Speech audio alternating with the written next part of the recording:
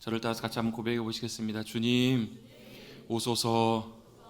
주님, 제 안에 들어오시옵소서. 마음의 문을 엽니다. 주님, 제 안에 들어와 주옵소서. 이렇게 고백하는 믿음의 백성들 되시기를 간절히 바랍니다. 또 이 가운데서도 이 가운데 계신 분들 중에서도 주님, 저는 주님 제 안에 모셔드렸는데요, 제 안에 모시고 함께 사는데요 하시는 분들 중에서도 문제가 하나 있습니다. 뭐가 문제냐면 주님을 한 방에다 가둬두고 이 방에서 나오지 말고 이 방에서만 계세요. 이 방 일은 내가 알아서 할 테니까요. 이런 분들도 계십니다. 왜냐하면 우리의 그런 삶의 모습들이 참 많거든요. 살다 보면 때때로 우리의 경제적인 문제나 여러 가지 어려움들이나 문제들을 만날 때 우리는 뭘 먼저 하냐면 궁리를 먼저 합니다. 그리고 고민을 먼저 하고 계산을 먼저 합니다. 그건 여러분, 주님을 내 삶의 주인으로 모시고 주님 오세요, 주님 제 삶의 왕으로 오세요, 제 주님으로 오세요 이렇게 고백하는 삶의 고백이 아닙니다. 주님 알아서 그냥 잠깐 계시고 알아서 할 테니까 잠깐 계시고 이 일은 제가 알아서 할게요. 이게 우리의 궁리고 계산이라면 우리가 해야 될 가장 중요한 믿음의 자세는 주님을 의지하고 기다리는 것입니다. 주님, 우리의 삶의 자리에서 공급하시고 역사하시고 인도하옵소서. 주님, 우리의 삶에 답이 필요합니다. 주님이 우리의 답이 되어 주옵소서. 이렇게 믿음으로 주님 의지하시고 주님과 함께 나아가시는 우리 귀한 머릿돌교회 귀한 믿음의 성도들 되시기를 간절히 주님의 이름으로 축복합니다. 옆에 계신 분들과 인사 한번 나누겠습니다. 한 주 동안 평안하셨습니까? 한 주 동안 평안하셨습니까? 다시 한번 이렇게 인사하겠습니다. 주님 의지하고 사셨습니까? 그 뒤에 가로하고 또 있습니다. 아니면 나를 의지하고 살았습니까? 여러분, 누구를 의지하고 사셨습니까? 여러분, 예배 시간마다 주님 앞에 나올 때마다 내게 초점이 맞춰져 있는 나를 의지하는 삶에서 주님을 의지하는 삶으로, 주님께 맞춰지는 삶으로 조정되시는 저와 여러분 되시기를 간절히 다시 한번 주님의 이름으로 축복합니다. 오늘도 주님 예배하는 귀한 자리에 잘 오셨습니다. 오늘은 특별히 이제 귀한 종려주일 예배를 드리고 있는데요, 오늘 날씨가 참 좋죠. 비가 오고 꽃비가, 꽃이 비처럼 내리는 꽃비를 뚫고 여러분 오시느라 참 고생하셨습니다. 우리 교회 마당에도 보면 벚꽃이 참 아름드레 예쁘게 요맘때쯤 되면 꽃이 피는데요, 보고 있으면 참 좋아요. 며칠 전에 저도 하도 꽃이 예쁘게 좋아서 옥상에도 한번 올라가 보고 앞에서도 한번 찍고, 제가 항상 요맘때쯤 되면 카메라를 들고 가가지고 벚꽃과 함께 교회를 이렇게 모습들을 매년마다 조금씩 담는데요, 별로 질리지가 않아요. 참 좋아요. 꽃을 보고 있으면, 예쁜 아름다운 꽃들을 보고 있으면 때때로 마음이 우울하다가도, 때때로 마음이 좋지 않고 좀 불편하고 이러더라도 다 꽃을 보면 어떠세요? 마음이 참 좋아지시게. 아니신 분들은 좀 치료가 필요합니다. 그걸 보면, 꽃을 보면 나도 모르게 마음이 참 좋아지고 좋아요. 왜요? 아름답기 때문에. 꽃이 참 아름답고 예뻐요. 그래서 그 꽃을 보고 있으면 우리 마음도 좋아지고 왠지 그 아름다움으로 마음이 가득 차는 것처럼 보이는 이유는 뭐 때문에 그런 줄 아세요? 그 꽃을 피우는 것이 바로 생명이기 때문에 그래요. 생명의 위대함이 이것입니다. 여러분, 생명은 그냥 살아있는 것만, 그것만을 생명이라고 얘기하지 않고요, 생명은 뭐냐면 죽은 것에도, 죽은 것처럼 보이는 곳에도 뭘 나타내는 것이 생명이냐면 아름다움을 나타낼 수 있는 것이 생명이에요. 아까 집사님 잠깐 기도하셨지만 벚나무가 특별히 그렇잖아요. 겨우내에 어때요? 가지만 남아있어요. 보고 있으면 죽었는지 살았는지 몰라요. 그래서 나온 노래가 있잖아요. 죽었니 살았니? 죽었니 살았는지 몰라요. 근데 그 나무가 살아있고 생명이 있다는 것을 어떻게 알아요? 그 생명이 아름답게 꽃을 피워요. 아름답게 일어나요. 마찬가지로 우리에게 생명이 있다면 그 생명은 그냥 살아있는 것에서 그치는 것이 아니라 우리의 삶도 아름답게 하고 힘있게 하고 일어나게 하는 것, 그것이 바로 하나님께서 우리에게 주신 영원한 참된 생명인 줄로 믿습니다. 그 생명이 우리를 살아 일어나게 해요. 여러분, 우리의 영혼도 같이 꽃이 피게 하는 것처럼 아름답게 하는 거예요. 그래서 죽고 메마른 가지와 같은 곳에서 생명이 있을 때 피할 수 없는 아름다움으로 바뀌듯이, 여러분, 저와 여러분의 인생이 어떠하든, 제가 어렸을 때는 안 믿으시겠지만 진짜 말랐었거든요. 그래서 마치 제가 어떤 느낌이었냐면 마른 나뭇가지 같은 그런 인생을 제가 살아왔어요. 제 모습을 볼 때. 지금 보면, 옛날에는 그렇게까지 막 못 느꼈는데 지금 옛날 사진들을 보면 진짜 좀 거기까지만 하겠습니다. 정말 말랐는데요, 보니까 마른 나뭇가지 같아요. 그런데요, 마른 나뭇가지 같은 인생일지라도 거기에 주님이 생명을 부으시고 영원한 생명으로 함께 하시면 그 삶이, 심령이 아름답게 변화되고 꽃이 피고 놀라운 주님의 역사와 영광을 나타내게 하시고 천국을 누리며 살아갈 수 있게 해주실 줄로 믿습니다. 아멘. 이 봄 아름다운 꽃을 보시면서 주님이신 그 생명에 감사하시고 감격하셔서 믿음으로 주님 앞에 나가시는 우리 모두가 되시기를 간절히 바랍니다. 주님께서는 그 생명을 저와 여러분에게 주시려고 이 땅에 오셨습니다. 요한복음 10장에 말씀하고 계신 것처럼 내가 너희 가운데 온 것은 뭐하러 오셨다고요? 생명을 얻게 하고 더 풍성히 얻게 하려고 누리도록 내가 온 것을 너희에게로 생명을 얻게 하고 더 풍성히 얻게 하려고 오셨다라고 요한복음 10장에 주님 말씀하세요. 생명을 주시려고 오셨어요. 그리고 그 생명의 역사를 완성하시기 위해서 주님은 십자가를 지시기 위해서 예루살렘으로 올라가십니다. 그 예루살렘으로 올라가실 때 사람들이 올라오시는 예수님을 보면서 환영하고 예수님을 찬양하고 높였던 그날을 기념하여 드리는 예배가 종려주일입니다. 사순절이 끝나가는 마지막에 고난주간을 앞두고 주님께서 올라가신 그날에 사람들이 종려나무 가지, 그러니까 종려나무가 우리로 치면 약간 우리 아는 걸로 보면 약간 야자수 같은 그런, 그래서 종려나무를 꺾어서 흔든다라는 것은 승리를 상징한다고 해요. 승리와 기쁨을 상징하는데 그걸 막 흔드는 거예요. 왜요? 주님이 오셔서 우리에게 승리를 주실 것이다. 여러분 그 종려주일 때 사람들이 외쳤던 소리가 있어요. 환호성이 있어요. 뭐예요? 호산나. 같이 한번 해보시죠. 호산나. 호산나. 옛날에 그 찬양 참 많이 했잖아요. 오늘 사실 예배 전에 그 찬양 할까 말까 고민 되게 많이 했어요. 어떤 찬양인 줄 아세요? 호산나, 호산나, 호산나 높은 곳에서 주의 이름 높여 다 찬양하겠습니다. 찬양하리 귀하신 주 나의 하나님, 주님께 영광 돌립니다. 그 찬양 한번 해볼까요? 집에 가셔서 숙제로 해보시고요. 호산나, 호시아나라는 말인데 이 말이 무슨 말이냐면 호시아나, 우리를 구원하세요. 주님이 우리를 구원하십니다. 이런 고백의 의미예요. 사람들이 다 이렇게 고백하는 거예요. 야, 이제 우리를 구원하실 주님이 오신다. 환영하고 주님을 기뻐함으로 맞이하고 열광하면서 주님을 맞이했던 그날이 바로 종려주일이었던 거예요.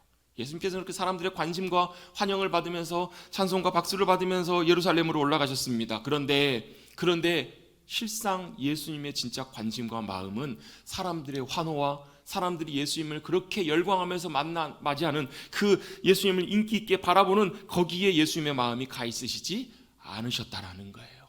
왜요? 사람들이 아무리 환영해도 예수님은 가셔야 될 길이 있으셨기 때문에 그 길을 가셨던 분이 바로 예수님이세요. 여러분 우리도 마찬가지로 우리 인생 살면서 그런 갈림길 앞에 서 있을 때가 있어요. 아니요, 많은 경우에 거창하게 이렇게 얘기할 것 없이 두 가지 갈림길 앞에 항상 우리는 놓일 때가 참 많아요. 어떤 길인가? 내가 가고 싶은 길, 사람들이 인정해주고 사람들이 환호하고 인기 있는, 내가 가면 인정만. 여러분 사람의 욕구 중에서요 굉장히 본성적인 욕구 중에 하나가 뭐냐면 인정받고 싶어하는 욕구예요. 그래서 여러분 어렸을 때부터 사람들로부터 많은 사랑과 인정을 받지 못하고 자라온 분들은요 나중에 성장해서도 성인이 돼서도 결핍들이 있어요.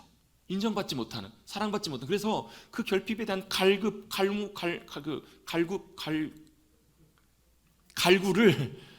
많은 다른 것에서, 그래서 어떤 경우에 그런 분들은 쉽게 좀 중독에 빠지기도 하고요. 아니면 성격이 오히려 굉장히 공격적이고 이렇게 바뀌기도 해요. 왜? 안에 채워지지 않는 것이 있기 때문에 그래요. 그런데 어렸을 때부터 사람들로부터 많은 인정과 만족을 받고 살아왔던 분들은, 물론 그것도 이제 두 가지 중에 하나지만, 어떤 면은 굉장히 여유롭고 너그러운 성품을 갖기도 하고요. 어떤 분들은 또 굉장히 마음이 또 높아져가지고 그러기도 해요. 어쨌든 간에 여러분 누구나 다 사람 마음속에는 인정받기를 원하는 그 마음이 있고 그게 우리의 본성적인 필요라는 거예요. 왜요? 원래 그 만족과 인정은, 사랑받는 것은 누구로부터? 하나님 아버지로부터 받아야 되는 사랑이고 인정인데 그게 차단이 된 거예요. 끊어지는 거예요. 그래서 그걸 누구에게요? 사람에게로 받기를 원해요. 그렇잖아요. 여러분 누구나 다 여러분 막 인정해주고 박수 쳐주면 기분 좋으세요? 안 좋으세요? 기분 안 좋아요. 그렇잖아요. 여러분 누구나 다 사람들이 인정해주고 환호하면 다 가고 싶은 길이 있어요. 그곳이 있어요.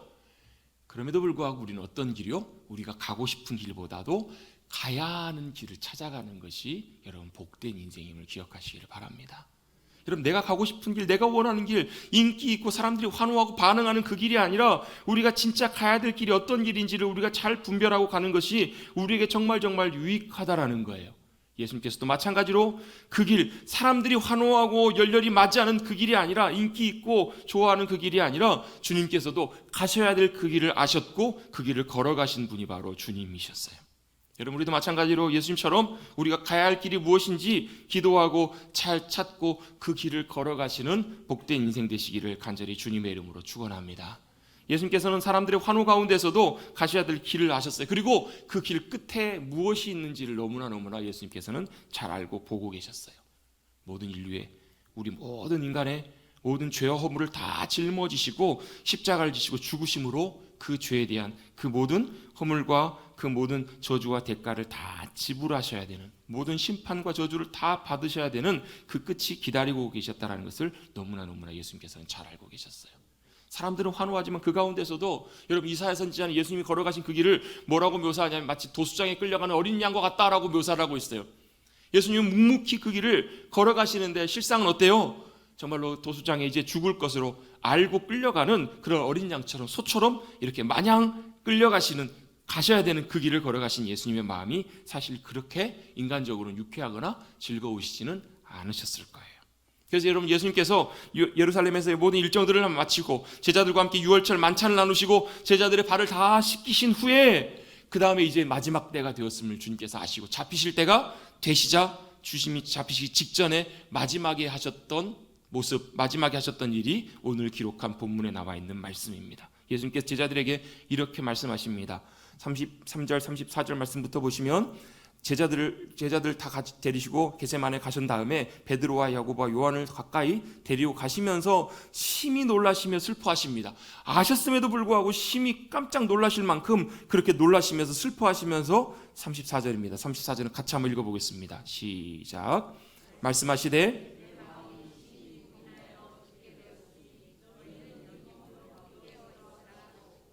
아멘. 예수님께서 뭐라고 말씀하시는가? 마음이 심히 고민하여 죽게 되었다라고 말씀하십니다. 여러분, 예수님께서 마지막 그 순간을 앞두고, 마지막 그 가셔야 되는 그 길을 앞두고 예수님께서 향하셨던 곳이 바로 어디시냐면 바로 겟세마네로 가셨습니다. 겟세마네는 어디냐면, 여러분, 예수님이 예루살렘에 올라가시는데 예루살렘은 이렇게 큰, 이렇게 높은 산악 지역 위에 있는 성이기 때문에 그 주변에가 뭐 다른 어떤 뭐 이렇게 쉴만한 이런 공간들이 별로 없습니다. 그래서 예루살렘에서 조금 내려오면 그 옆으로 동편으로 기드론 시내가라는 골짜기가 약간 조그마한 게 있어요. 이쪽으로 조금 내려오셨다가 그 시내를 건너서 건너편으로 가시면 여기가 이제 감람산입니다. 감람산에 여러분, 겟세마네라는 이름의 뜻이 무슨 뜻이냐면 기름 짜는 틀, 기름 짜는 곳이라는 말인데, 무슨 기름을 짜는 거냐면 감람유를 짜는 거예요. 요즘으로 말하면 올리브 기름입니다. 우리는 기름하면 뭐가 익숙하냐면 참기름, 들기름 이런 게 익숙하잖아요. 근데 이스라엘 유대 땅은 뭐 어떤 기름이 주로 이제 많이 활용이 되냐면 감람유, 올리브유를 굉장히 많이 활용을 했어요. 뭐 식용으로도 쓰기도 하고 약용으로 쓰기도 하고 여러 가지 면에서 많이 사용했었는데, 그렇기 때문에 뭐가 많았을까요? 감람나무가 굉장히 좀 주변에 많이 있었어요. 이 동편에도 감람나무가 많이 있는 감람산의 한 지역에, 어떤 지역이 있었냐면 겟세마네라고 하는 곳이 있었던 것 같아요. 그곳에 예수님께서 뭐 하셨는가? 늘상 예루살렘에 올라가실 때마다 기도하러 가셨던 곳이 바로 그곳이었어요. 여러분, 예수님께서는 기쁠 때나 괴로울 때나 어려울 때나 좋을 때나 슬플 때나 항상 어디에 가셨냐면 기도의 자리에 가셨던 분이 바로 예수님이세요. 여러분, 우리의 인생을 여러 가지로 표현할 때 희노애락의 삶을 살아간다라고 이렇게 보통 표현하잖아요. 기쁨도 있고 또 분노와 노함도 있고 또 애통함, 아픔, 고통도 있고 기쁨과 즐거움도 있는 인생이에요.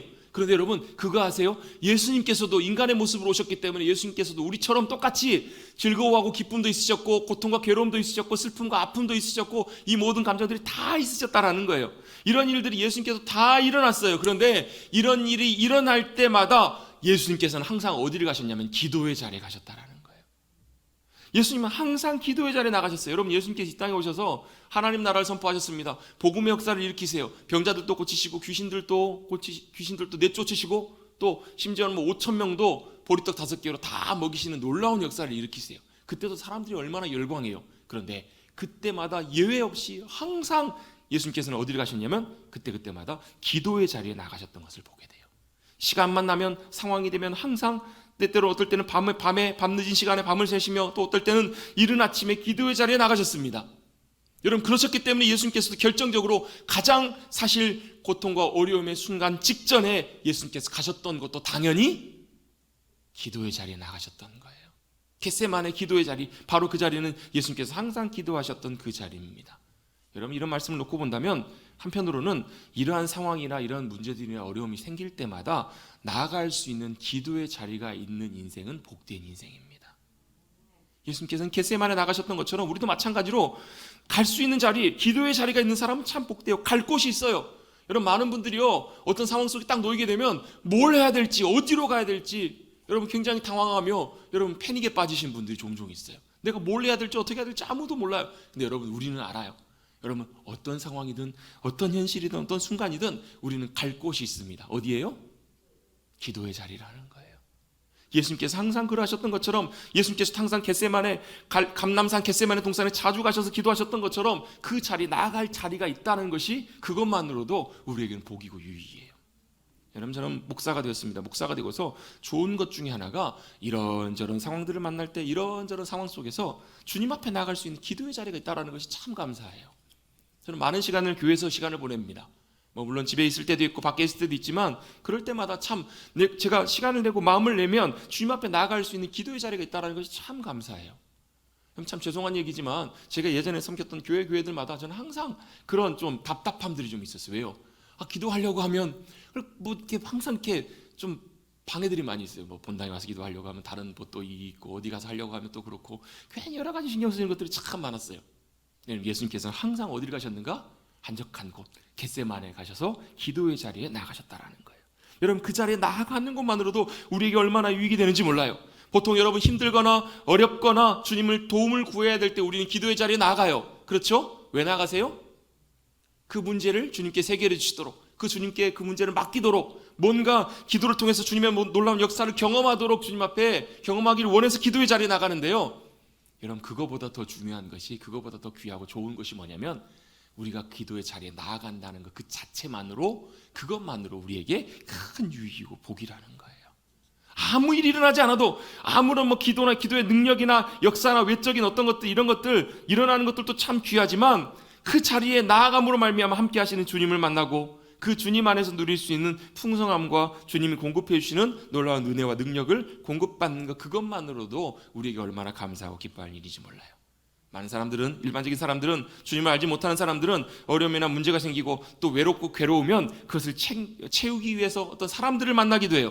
사람들을 만나서 나 좀 위로해줘, 이거 어떻게 해야 돼, 나 좀 도와줘, 이렇게 사람들을 만나면서 그 문제를 해결하기도 하고 외로움을 달래기도 합니다. 때때로 어떤 분들은 또 술로 그것을 채우기도 합니다. 다양한 것들로 해결하기도 합니다. 그러나 여러분 나아갈 자리가 있고 나아가서 만날 분이 있다는 것 그 자체만으로도 우리에게는 참으로 큰 유익이고 복임을 꼭 기억하시기를 주님의 이름으로 축복합니다.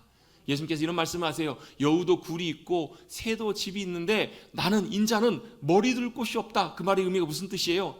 예수님은 의지할 곳, 마음 놓고 쉴 곳도 없으시다라고 주님 말씀하세요. 그런데요, 예수님께서 딱 한 곳이 있으셨어요. 어디예요? 기도의 자리였던 거예요.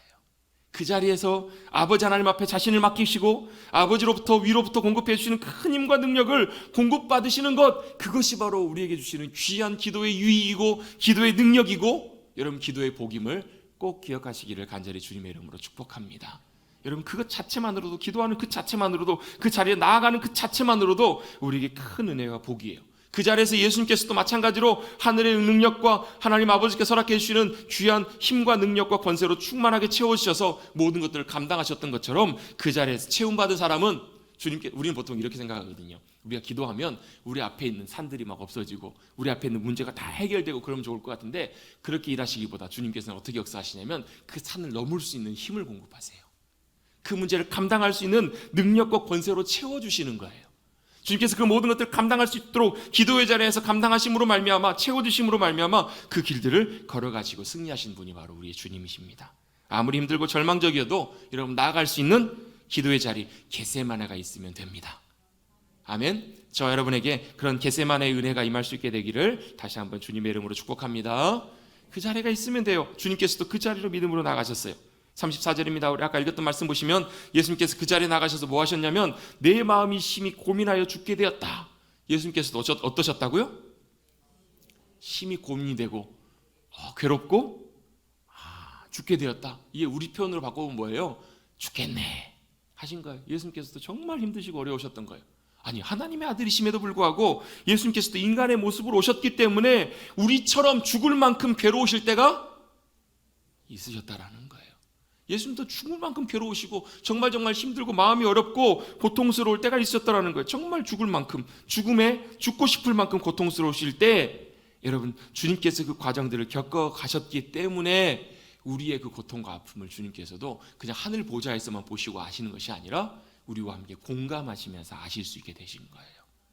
우리의 모든 아픔의 그 자리를 주님은 그냥 그저 보시는 분이 아니라 우리의 모든 형편과 처지를 같이 공감하시며 아파하시며 이해해 주실 수 있는 분이 바로 우리 주님이세요. 고통스러울 때, 괴로우실 때 주님은 바로 기도의 자리에 다시 나가셨습니다. 그리고 나서 그곳에서 감당하셔야 될 길이 아셨기 때문에 너무나 괴로우시고 고통스러우셨음에도 불구하고 그곳에서 기도하셨어요. 여러분, 이 주님이 당하신 이 괴로움과 고통이 어떤 괴로움과 고통이었을까? 혹자 어떤 분들은 이제 주님이 이 앞에 잡히셔서 신문당하시고 사람들로부터 괴로움을 당하시고 그것 때문에 두려워하시고 괴로워하셨을 것이다, 고통스러워하셨을 것이다 라고 얘기하는 분도 계세요. 어떤 분들은요, 예수님께서 이 십자가에서 돌아가실 것 때문에 고통스럽고 괴로워하셨을 것이다 얘기하시는 분들도 계세요. 그런데 단순히 이런 차원의 고통과 괴로움이시라면 예수님은 이런 것들 때문에 이렇게까지 괴로워하시고 고통스러워하시지는 않으셨을 거예요. 어떻게 아는가? 여러분, 우리 보면 믿음의 선진들 중에서 보면요, 순교의 잔을 마셨던 분들이 계세요. 순교자들 보면 그분들이 예수님 때문에, 예수님의 복음 때문에, 생명 때문에, 주님 때문에 목숨까지 내어놓으시면서 순교의 길을 걸어가실 때 정말로 막 어쩔 수 없어서 막 괴로워서 고통스러워서 순교의 잔을 마시신 분들보다도 많은 경우에 보면 상당수가 그 기쁨으로 그 순교의 잔들을 마시는 경우들을 보게 돼요. 왜요? 그 죽음 이후에 주님의 놀라운 영광의 승리가 기다리고 계셨던 것들을 보고 계셨기 때문에 그래요. 많은 순교자들은 그 뒤에 있는 영광의 생명의 주님 만날 것을 소망하고 그 길을 걸어가셨던 분들이 많아요. 여러분, 순교하실까 걱정 안 하셔도 됩니다. 왜요? 순교하실도록 주님이 인도하시는 분이시라면 순교할 수 있도록 주님께서 은혜와 영광으로 그 마음의 소망으로 역사해 주실 거예요. 감당하실 수 있도록. 아멘을 한 번만 하시는 것도 이해는 됩니다. 쉽지는 않거든요. 우리 의지로는 안 되지만 주님께서 그때 감당하실 수 있는 하나님의 은혜와 하나님의 나라의 놀라운 소망과 영광과 복된 은혜들을 주시는 거예요. 여러분, 왜 운동선수들이 막 올림픽 나가면서 그렇게 막 죽을 고생, 어떤 선수는요 4년 동안 하루도 쉬어본 적이 없대요. 막 그렇게 열심히 훈련하고 노력하는 이유가 뭐예요? 뭘 보고 가는 거예요? 영광의 승리의 그 자리를 바라보면서 가는 거잖아요.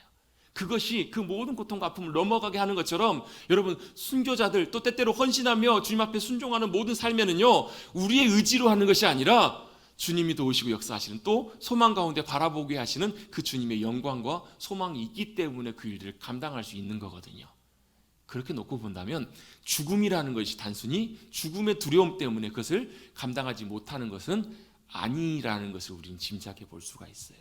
예수님께서도 그 죽는 것 그 자체가 큰 문제가 되시진 않으셨을 거예요. 그것 자체가 두려워하고 고통스러우셨다기보다도 뭐가 괴로우시고 고통스러우셨을까? 어쩌면 예수님이 지금 짊어지고 가시는, 이제 짊어지고 가셔야 될 십자가, 또 그 위에 주님 하나님 아버지께서 짊어지신 우리 모든 인류의 죄와 모든 인류의 죄 때문에 당하셔야 되는 그 심판과 저주와 그 괴로움, 그 고통이 너무나 사실은 무거운 것이었기 때문에 주님께서 고통스러워하시고 괴로워하신 것이 아니겠는가, 이렇게 짐작해 볼 수 있다는 거예요.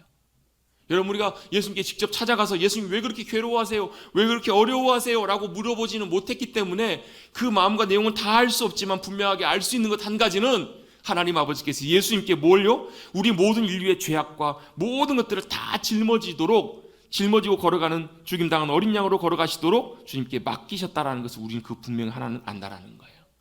그게 왜 문제예요? 그 모든 죄 때문에 심판자 하나님 앞에서, 하나님 아버지 앞에서 하나님 아버지께서 진노하시고 쏟아부으실 저주와 형벌과 모든 것들을 누가요? 예수님께서 홀로 다 짊어지시고 감당하셔야만 했기 때문에, 여러분 그런 것 있잖아요. 여러분, 저는 뭐 재판 자리에 가본 적은 없지만 여러분, 재판 자리에 가게 되면 여러분 뭐 잘못한 게 있든 없든 괜히 어때요? 마음이 불안하잖아요. 긴장이 되잖아요. 두렵잖아요. 또 혹여라도 재판장 그 판결에 따라서 뭐 예를 들면 사형, 무기징역 이런 큰 중벌이 내려진다면 여러분, 그 내려지기 전부터 어때요? 마음이 굉장히 사실 두렵고 떨릴 거예요. 예수님께서도 다른 두려움이 아니라, 다른 괴로움이나 고통이 아니라 우리가 당해야 되는 모든 심판과 저주, 죄 때문에 주님이 담당하셔야 되는 모든 심판과 저주와 멸망을 주님께서 다 홀로 감당하셔야만 했기 때문에 그것이 너무 무겁고 중하셔서, 더더군다나 너무너무 사랑하시는 아버지 하나님 앞에 아버지 하나님께서 내리시는 그 모든 심판과 저주와 판결을 다 당하셔야만 했기 때문에 그것이 너무나 고통스럽고 괴로우시지 않으셨을까? 그래서 너무나 괴롭고 힘드셨던 거예요. 너무너무 고통스러워하시면서 괴로워하시면서 너무나 탄식하시면서 그래서 뭐 하셨는가? 35절입니다. 그 앞에 주님 앞에 나가셔서 제자들을 두시고 앞에 나가셔서 땅에 엎드리셨다라고 이렇게 말씀하십니다. 주님이 뭘 하셨냐면 엎드리셨습니다. 여러분, 주님이 왜 엎드리셨을까요? 주님이 엎드려서 뭐 하셨을까요? 기도하셨겠죠. 주님은 엎드려서 기도하십니다. 그러면 우리도 기도할 때 엎드려서 기도해야 되는가? 여러분, 이것은 단순히 예수님이 기도의 모습, 기도의 형식, 기도는 이렇게 해야 한다, 기도의 자세를 말씀해 주고 있는 것만은 아닌 것 같습니다. 여러분, 기도는 어떻게 해야 되나요? 어떤 분은 무릎 꿇고 기도하세요. 의자에 앉아 있으면서도요, 일부러 기도의 시간이 되시면 무릎 꿇고 기도하시는 분도 계세요. 어떤 분은 어떻게 기도하세요? 예수님처럼 엎드려 기도하시는 분도 계세요. 어떤 분은 정자세로 앉아 기도하시는 분도 계세요. 여러분, 어떤 분은 서서 기도하시는 분도 계십니다. 옛날에 여러분, 유대인들은요, 전통에 따라 기도할 때 서서 기도했습니다. 서서 기도하는 것도 참 큰 은혜가 있어요. 어떤 분은 누워서 기도하시는 분도 계세요. 근데 이유가 있습니다. 지금 말씀드리는 시간은 아니니까.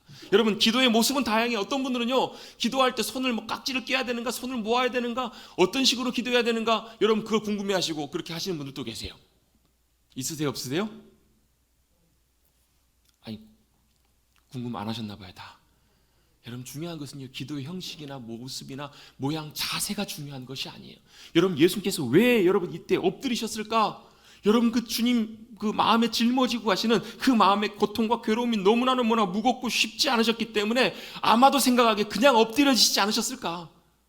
여러분, 기도의 자세는요, 중요한 것이 어떤 모양인가 중요한 것이 아니라 우리의 마음과 심령 속에 주님 앞에 고백하고 아뢰기를 원하는 그 모든 것들을 가지고 주님 앞에 다 쏟아붓고 주님 앞에 다 고백하며 주님 앞에 나아가는 것, 그것이 여러분 중요한 기도의 자세인 줄로 믿습니다. 여러분, 다른 것이 중요한 것이 아니라, 모양이 중요한 것이 아니라 우리의 심령과 중심 모든 것들을 주님 앞에 다 쏟아붓는 거예요. 다 고백하는 거예요. 예수님께서도 그렇게 나가셔서 주님 앞에 다, 하나님 아버지 앞에 다 쏟아부으시면서 엎드리시면서 주님 앞에 기도하십니다. 어떻게 기도하시는가? 여러분, 예수님의 유명한 기도가 나오는데요, 겟세마네 기도에 보면 예수님이 두 가지 기도의 내용이 있는 것을 보게 됩니다. 여러분, 아까 예수님께서 예수님의 삶과 사역 가운데 가장 많이 하셨던 것이 기도라고 아까 잠깐 나눴었는데요, 예수님께서 어떻게 기도하셨고 무엇을 위해서 기도하셨는가에 대한 내용이 성경에 보면 별로 나와 있지 않아요.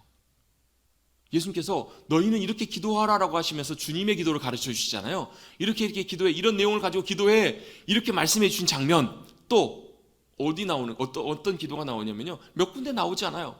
여러분, 오늘 나오는 겟세마네 기도, 또 요한복음 17장에 보면 예수님께서 잡히기 전에 제자들을 위해서, 이 땅에 남겨질 하나님의 자녀들을 위해서 기도하셨던 대제사장적인 기도, 요한복음 17장 전체가 다 기도의 내용인데요, 그때 나와 있는 기도의 내용 몇 군데 빼놓고는 예수님이 무슨 기도를 하셨는지 내용이 나와 있진 않아요. 근데 오늘 겟세마네 기도에서 예수님께서 기도하셨던 기도의 내용을 보면 두 가지를 기도하셨던 것을 볼 수 있는데, 첫 번째는 뭘 기도하셨는가? 어떤 기도죠? 이르시되, 36절 같이 다시 한번 읽어보겠습니다. 시작.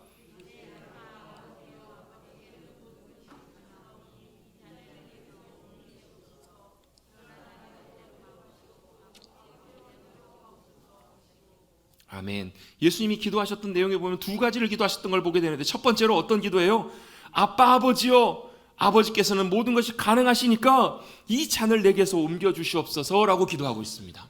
여러분, 이건 무슨 기도일까요? 예수님 마음속에 예수님이 진정 원하시고 지금 간절히 바라고 기대하고 계시는 것들을 주님 앞에 고백하고 계시는 거예요.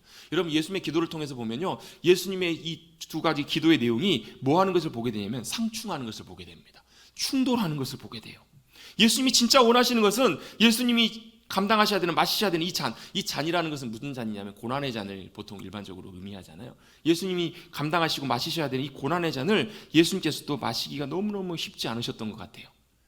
너무너무 힘들고 어려운 잔이었다는 걸 아셨기 때문에 그 잔이 옮겨지는 것, 십자가의 길이 벗어나게 되는 것인데, 또한 동시에 주님께서는 뭐라고 기도하시냐면, 그런데 나의 원대로 마시옵고 아버지의 원대로 되기를 원합니다. 이 두 가지 기도가 같은 예수님께서 하신 기도지만 실제로는 반대의 기도라는 거예요.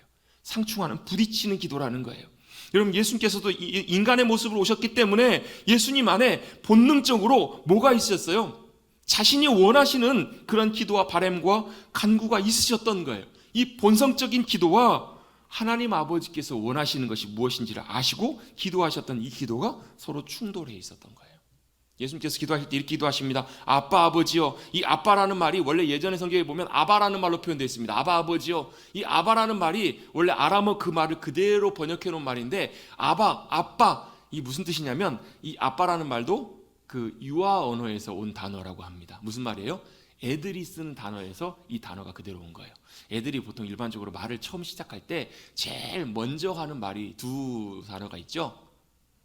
엄마, 아빠 이거예요. 할 수 있는 게 이 두 단어예요. 제일 먼저 하는 게 이거예요. 근데 이게 동서양을 막론해서 비슷해요. 여러분 서구권에서는 어떻게 발음을 해요?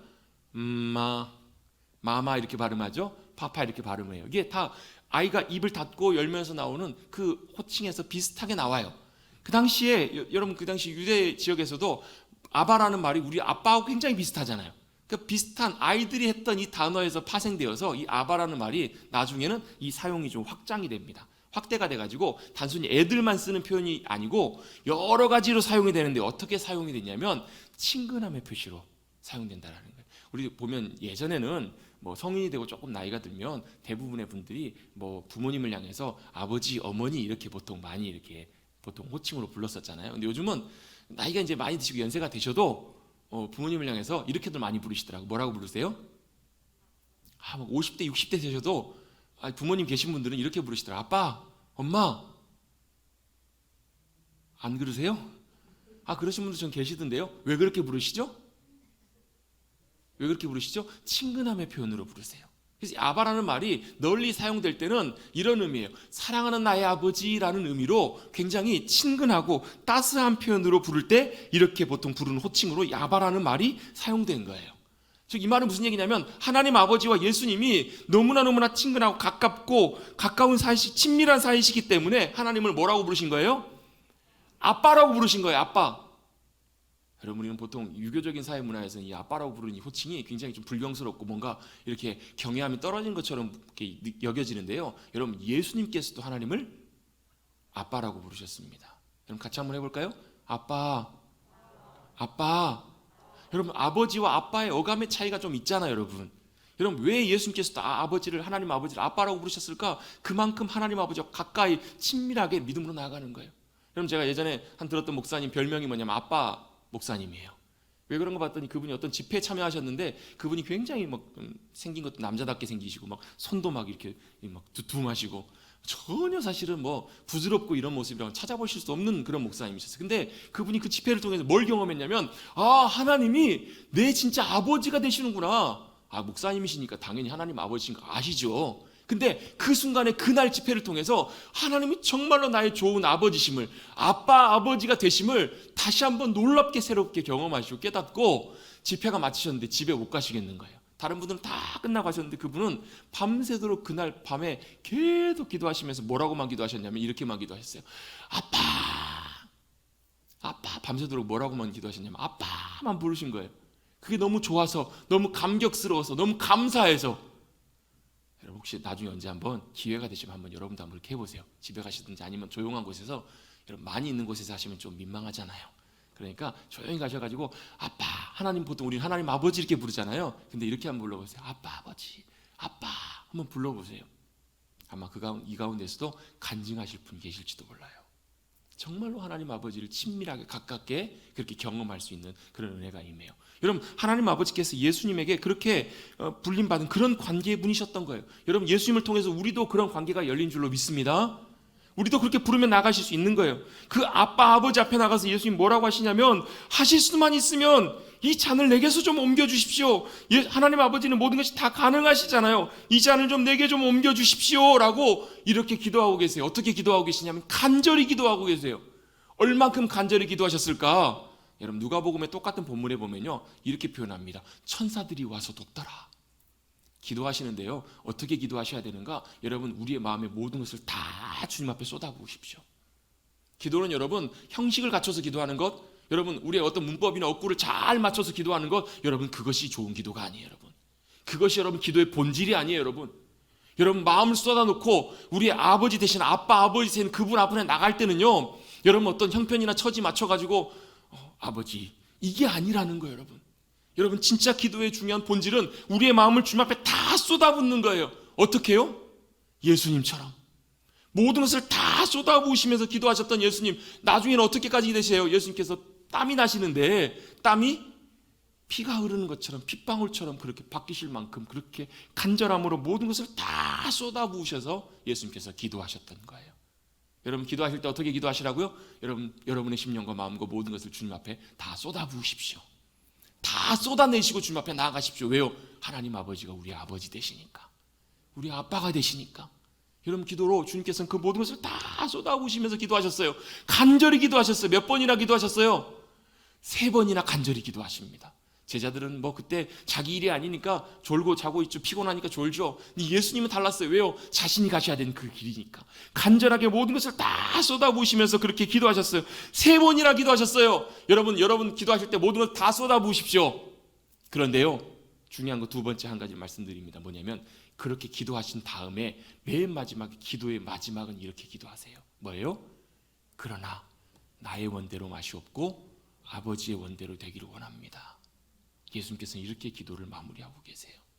여러분 예수님께서 그토록 그렇게 기도 많이 하신 예수님께서 하나님의 아버지 마음을 그렇게 잘 알고 여러분 하나님의 아들이셨던 그분이심에도 불구하고 그렇게 간절히 모든 것을 다 쏟아부으시면서 땀이 피가 되도록 간절히 기도하셨던 이유는 나의 원에서 아버지의 원대로 옮겨가는 그 자리로 나아가기를 원하셨기 때문에 그걸 붙잡고 예수님께서는 기도하셨던 거예요.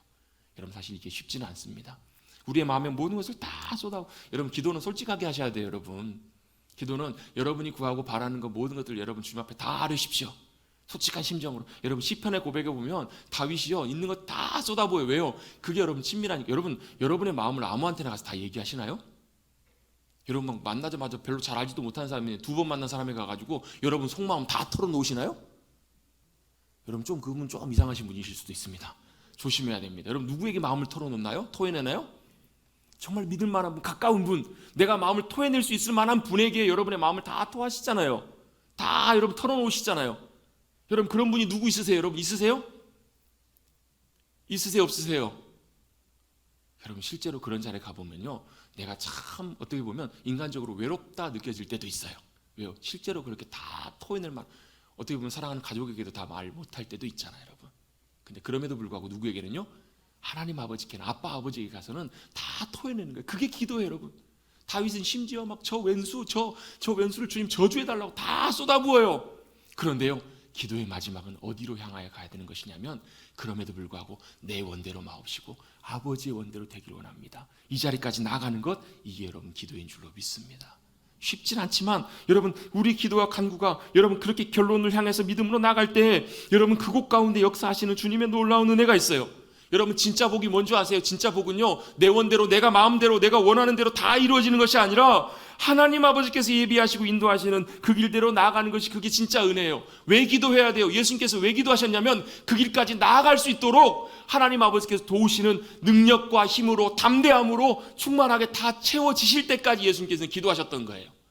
그래서 예수님 기도 다 마치셨을 때 뭐라고 하시냐면 이제 됐다, 일어나라, 가자, 때가 되었다라고 말씀하셨던 이유는 뭐냐면 이제는 그게 되신 거예요. 예수님께서 이제는 내 원이 아니라 아버지 뜻대로 담대하게 순종해서 나가실 수 있게 되셨을 때 예수님께서는 일어나셨던 거예요.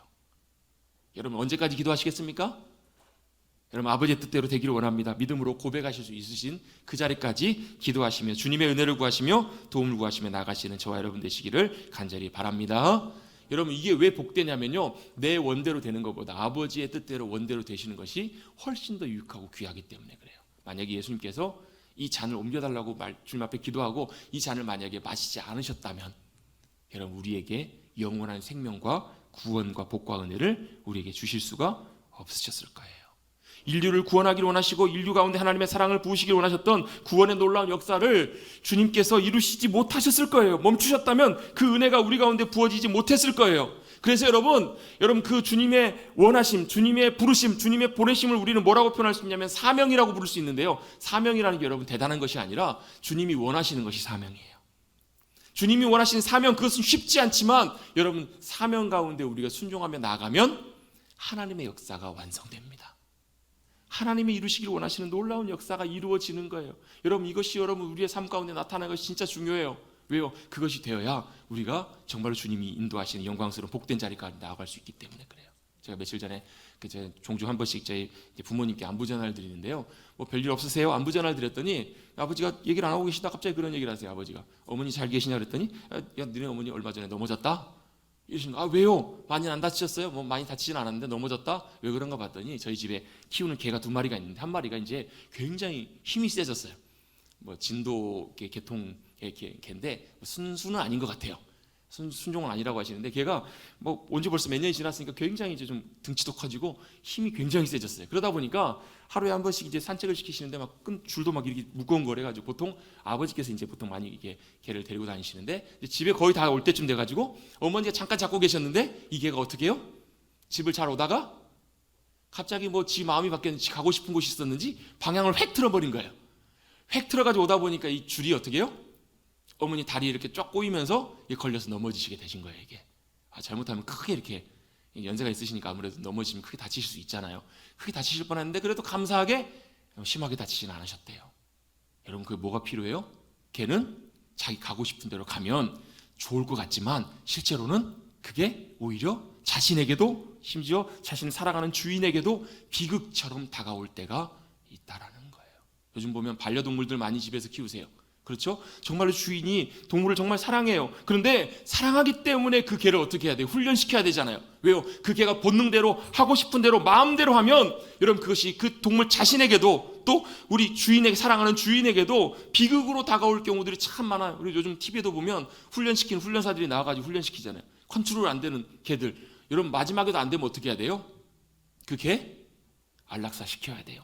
여러분 자기 마음대로 자기 하고 싶은 대로 가는 인생이 행복하고 복될 것 같지만 여러분 그 인생의 마지막에는 오히려 비극, 오히려 그 끝에는 여러분 생명이 아니라 사망과 저주가 있을 수 있음을 여러분 꼭 기억하시기를 간절히 바랍니다. 여러분 우리는 개는 아닙니다. 우리는 하나님의 사랑받는 자녀들입니다. 그러나 하나님께서 가장 사랑하셨던 아들 예수 그리스도도 자신의 길이 아니라 하나님의 기쁨으로 하나님 기뻐하신 그 길을 선택하심으로 쉽지 않으셨지만 그 길을 통해서 걸어가심으로 말미암아 하나님께 영광 돌리고 뿐만 아니라 우리 모두에게 유익했던 것처럼 복된 길을 가셨던 것처럼 쉽지 않지만 그 길을 걸어가며 순종하며 예하며 따라갈 때 여러분 그 길은 언제 가는가? 마지막에 끝에 가보면 알아요. 그 길 사명이 끝에 가보면 참 잘했다 이렇게 고백하는 그날이 오게 될 것입니다. 여러분 예수님께서도 기도하시면서 겟세마네에서 그곳에서 승리하셔서 끝까지 그 길을 완수하시며 십자가의 구원의 길을 이루셨던 것처럼 우리도 마찬가지로 여러분 겟세마네 기도의 자리에서 여러분 마지막에 기도하실 때 이렇게 기도하십시다. 그러나 주님 제가 원하는 것은 이것이지만 내 원대로 마옵시고 아버지의 원대로 되기를 원합니다. 이렇게 기도하며 믿음으로 맡기며 나가실 때 감당할 수 있는 귀한 은혜를 우리 가운데 허락하셔서 순종함으로 놀라운 주님 이루시는 놀라운 역사와 은혜들이 우리의 삶 가운데 놀랍게 열매 맺혀지고 나타나게 될 줄로 믿습니다. 주님은 그 길을 걸어가심으로 부활의 영광에 마지막에 나아가셨습니다. 순종 없이는 믿음의 결단 없이는 절대로 영광스러운 승리가 저와 여러분의 삶 가운데 이루어지지 않아요. 고난 가운데 계십니까? 갈등 가운데 계십니까? 쉽지 않은 상황 속에 계십니까? 여러분 주님께서 기도의 자리로 나오도록 부르고 계시는 거예요. 그리고 뭐라고 고백하는 거예요? 주님 이거 빨리 좀 치워주세요. 이거 없애주세요가 아니라 주님의 뜻대로 되기를 원합니다. 주님 감당할 수 있도록 순종할 수 있도록 힘과 능력과 평강으로 역사하심으로 은혜로 충만하게 채워주옵소서. 이렇게 기도하고 나갈 때 No cross, no crown. 십자가가 없이는 영광이 없다 이 말처럼 우리가 원하는 길이 아니라 그 고난의 길을 통해서 역사하시는 놀라운 사명을 통해 주시는 하늘의 은혜와 복이 저와 여러분의 삶 가운데 놀랍게 풍성하게 부어질 줄로 믿습니다. 그래서 기도하셔야 됩니다. 여러분 우리의 승리의 자리는 갈보리의 십자가의 승리는 이미 어디서 난 거예요? 겟세마네 기도의 자리에서 이미 결정난 거예요.